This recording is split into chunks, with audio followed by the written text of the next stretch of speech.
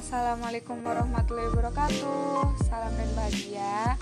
Kami dari kelompok 25 akan menjelaskan bisnis kanvas model. Sebelum itu, di sini saya akan memperkenalkan teman-teman saya terlebih dahulu. Yang pertama, saya sendiri, Lilis Juliana.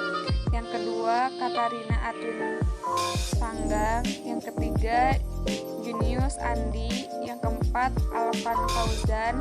Yang kelima, Bondan Amarodan. Nama saya Alvan Fauzan.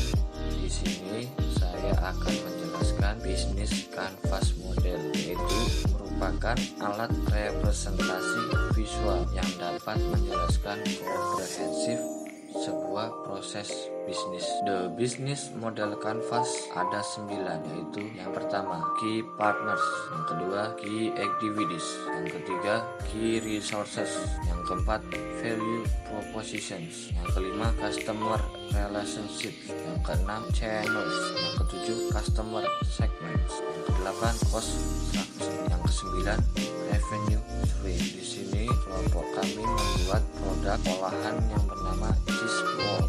Cheese ball merupakan makanan kekinian yang mungkin belum ada di pasaran. Cheese ball sendiri terbuat dari bahan utamanya yaitu keju. Keju merupakan salah satu produk susu yang bergizi tinggi yang dihasilkan dari proses pengumpulan protein pada susu hingga terbentuk curd. Keju sudah tidak asing lagi di kalangan masyarakat Indonesia karena produk olahan susu ini dapat ditambahkan pada olahan makanan seperti pembuatan cheese ball yang menggunakan keju dan ditambah bahan-bahan lainnya. Nama saya Katarina Atwinarti Tanggang. Di sini saya akan menjelaskan tujuan dari BCM itu sendiri menurut kelompok. Tujuan yang pertama yaitu untuk memenuhi salah satu tugas mata kuliah kewirausahaan. Yang kedua, melatih mahasiswa berpikir kreatif dan inovatif. Yang ketiga, mampu memperkenalkan produk kuliner yang baru dan belum ada sebelumnya. Yang keempat, mampu bersaing dengan produk yang sudah ada. Dan yang terakhir, meningkatkan jumlah wirausaha yang berkualitas.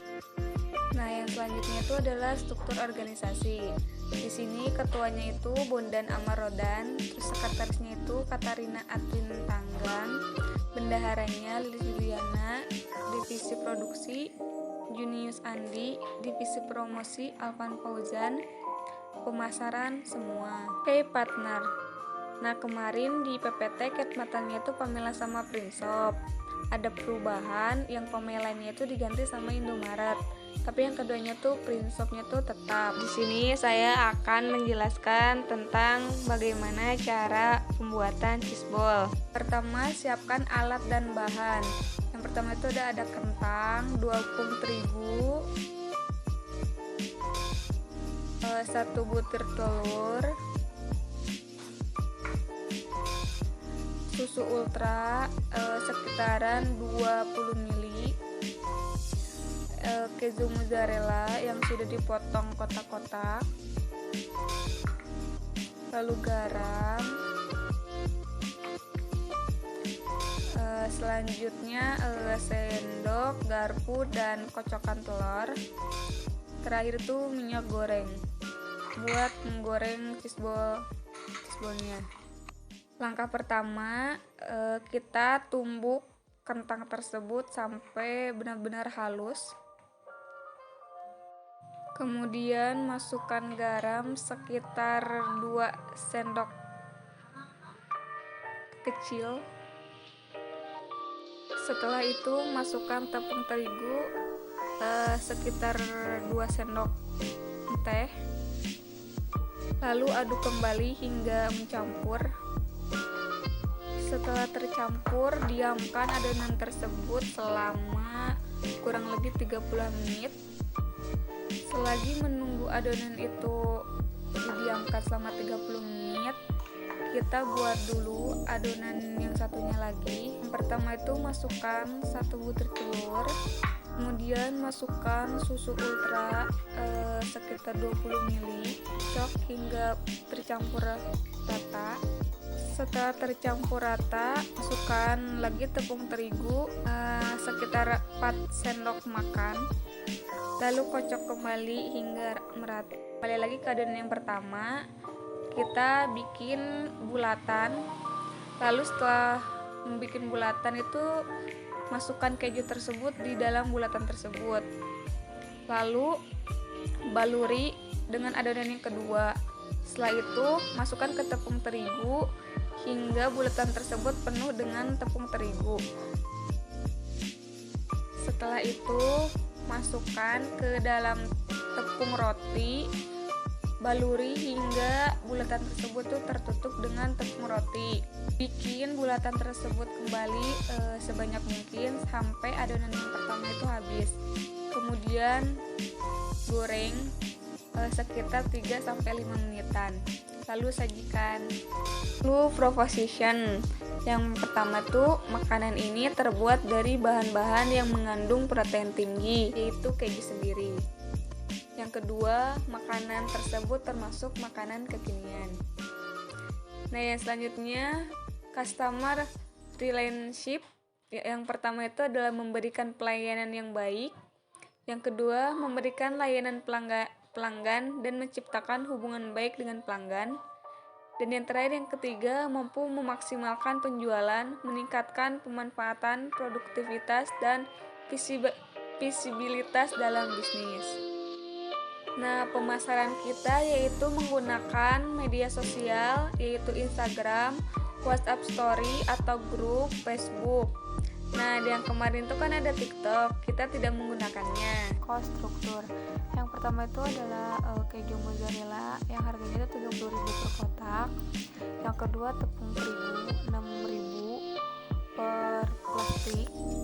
Terus yang ketiga tepung roti 10.000. Yang keempat cup mangkuk itu satuannya tuh 2.500. Yang kelima pouch press atau paper bag gitu, itu satunya tuh 300 rupiah. Terus yang keenam topping 10.000. Di sini toppingnya tuh ada kayak bumbu balado, bumbu keju, saus, mayones. Terus yang ketujuh itu adalah susu ultra yang kecil, harganya tuh 4.100. Terus yang 8 telur 1 butir itu 2.500. Terus yang ke-9 tuh minyak goreng 1 liter tuh 15.500. Yang terakhir 10 print logo 20.000. Selanjutnya revenue stream. Modal pertama pembuatan cheese ball itu ada 80.900.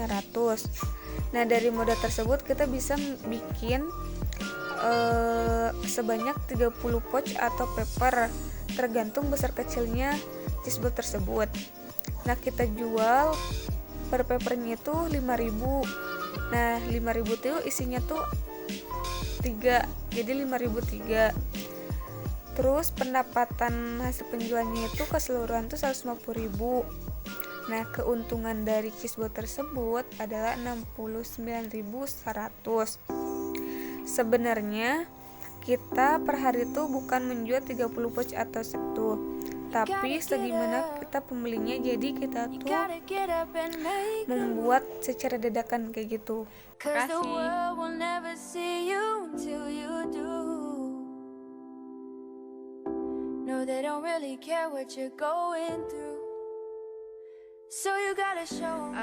Saya mau tanya tentang cheese ball itu ya. Itu rasanya gimana? Terus ada kekurangan dan kelebihannya enggak? Terus masalah itu apa harganya?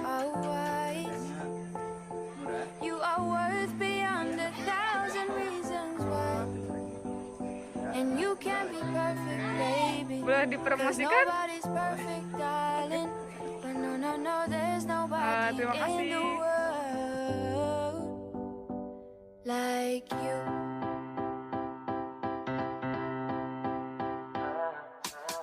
What do you do when you can't let go? What do you say when you just don't know how you feel? And you know nobody knows how you feel.